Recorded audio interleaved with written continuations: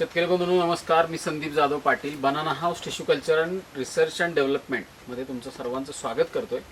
महाराष्ट्र, कर्नाटक, आंध्र प्रदेश, गुजरात अशा विविध राज्यांमध्ये आपण टिश्यू कल्चर रोपांचा पुरवठा करतो. त्यासोबतचे जे काही मेहनती शेतकरी आहेत त्यांच्या सक्सेस स्टोरी तुमच्यापर्यंत पोहोचवत असतो. आजची ही बाग जी आहे ती खानदेशमधली आहे. जिल्हा आहे जळगाव, तालुका आहे जामनेर आणि गाव आहे हिवरखेडे बुद्रुक. इथले सुशील अशोक वाणी हे शेतकरी आहेत. आज साधारणतः 7.5-8 महिने पूर्ण होतात या बागेला आणि त्या पद्धतीत निस्वन सुरू आहे. एक पाठीमागच्या 7-8 महिन्यामध्ये 9 महिन्यामध्ये जे काही प्रयत्न केलेले आहेत त्याविषयीची चर्चा आजच्या व्हिडिओमध्ये करणार. सुशील भाऊ, तुमचं नाव आणि आपल्याकडे एकूण किती क्षेत्र आणि कुठली कुठली पिकं तेवढं सांगा. नमस्कार. सुशील अशोक वाणी, राहणार हिवरखेडा, तालुका जामनेर, जिल्हा जळगाव. आपलं क्षेत्र 2 एकर आहे.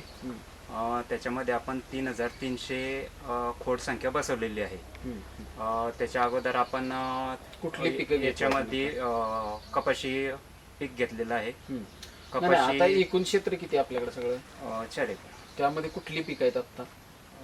उभी सध्या केळीच आहे. 4 एकर केळी का? 2 एकर आणि बाकी पूर्ण रिकामा ठेवलेले. आता तयारी करा. आणि मग ह्यात पूर्वी काय होतं? कपाशी होती. ती कशी काय काय जमीन तयार केली, कसं केलं सांगा. कपाशी काढल्यानंतर अगोदर कपाशी पेटवून नांगरटी करून घेतली. त्याच्यानंतर रोटावेटर करून सरी ओढून घेतला.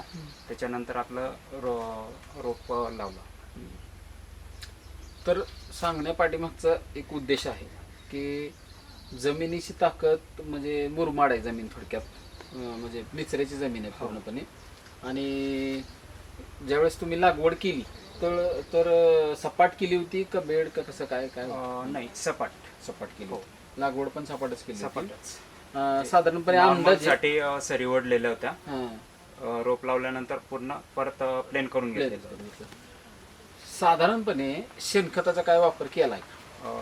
कपाशी लावण्याच्या अगोदर शेणखत टाकून घेतलेलं आहे. किती? 12 ट्रॉल्या. 12 ट्रॉली किती एकराला आहे? 4 एकर. अंतर किती आपलं? 5 बाय 6.5. 5 बाय 6.5 आहे. 12 ट्रॉली शेणखत आहे.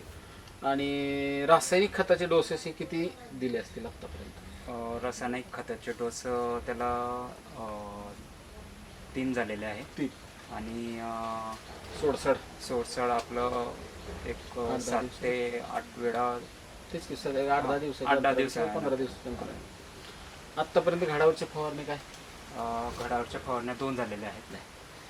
म्हणजे साधन सोपं नियोजन आहे. तशी तर बाग अजून खूप कमी आहे. म्हणजे आत्ता 8.5-9 महिने होतं ते 8.5 महिने होतं ते पूर्ण निस्वन होऊन असे तयार व्हायला चालू आहे. अजून 1.5 महिना लागेल. हा, 2 महिने समजा. तर 8-9 10.5 महिन्यामध्ये इथलं हार्वेस्टिंग होईल अशी बाग आहे. वरच्या फणीत 30-32 पर्यंतची केळं आहेत. खालच्या शेवटच्या फणीमध्ये 21-22 पर्यंतची केळं आहेत.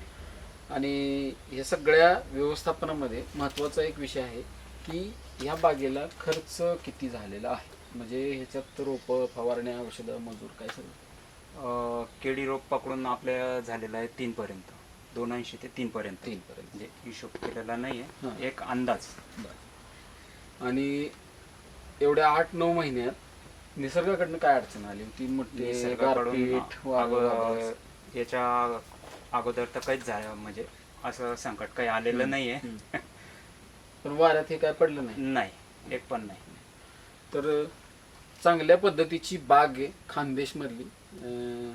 जे सुशील अशोक वाणी हे शेतकरी आहेत आणि अशाच प्रकारच्या नवीन व्हिडिओत नवीन ठिकाणी नवीन शेतकऱ्यासोबत पण भेटणारच आहे. तोपर्यंत सर्व शेतकरी बांधवांचे मनापासून